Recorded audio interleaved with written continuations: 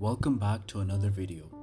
Through the past two episodes, I've been introducing components like the HCSR04, piezo buzzer, and the LED, showing you how to use them. And all of that has worked towards our first big project, and the topic of today's video, a pit stop detector. This one will be a little tricky. Let's think about the sequence for this program. The car will come into the pit lane and stop for the pit stop, then leave. Well, a sensor will have to detect the car coming in and stop. A buzzer will have to make the pit stop noises, and a light to tell it when to go.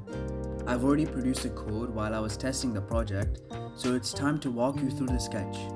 The first thing we should do is state our constant pins.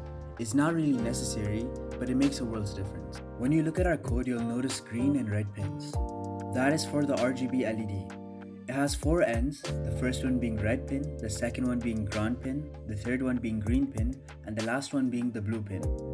It can create any color through displaying a set brightness of red, green, or blue.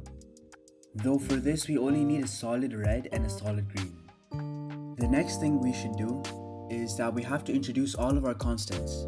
Before we head into our loop function, we have to make a new function or task to detect the car. We will call this getDistance, and it will activate the HCSR04 from the lines you may be familiar with from the last episode. Then we will create a new variable called duration and convert it into centimeters using the shown code. Now back to the void loop function. We will introduce a variable called distance and make it equal to the value of the getDistance function. Then we make an if statement saying that if the distance is bigger than 0 or smaller than 10, then run the pit stop sequence function. Now we have to make the new function called pit stop sequence. And essentially whatever happens in this function will happen during the pit stop. So we begin by turning our red pin on. And now we have a funky looking code.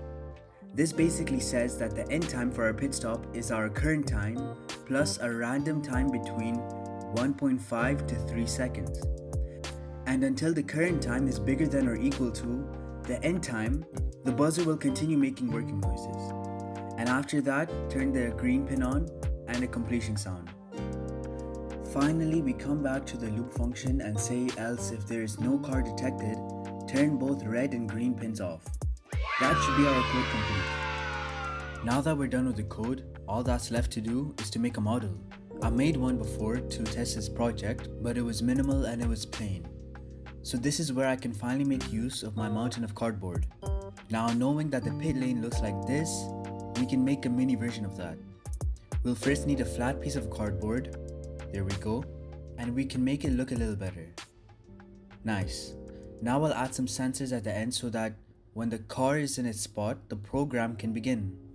Now for the circuit, we will need the HCSR04, piezo buzzer, 1 RGB LED, 7 male to female jumper wires, and 9 jumper wires. We connect it as such and make sure the pins you connect the components to align with the constants in our code.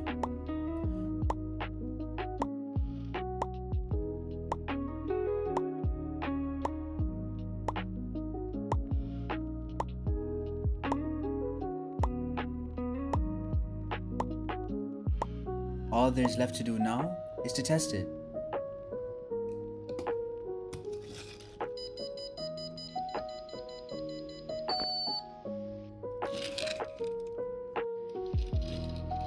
There we go, a decent pit stop. Honestly, not bad for our first project.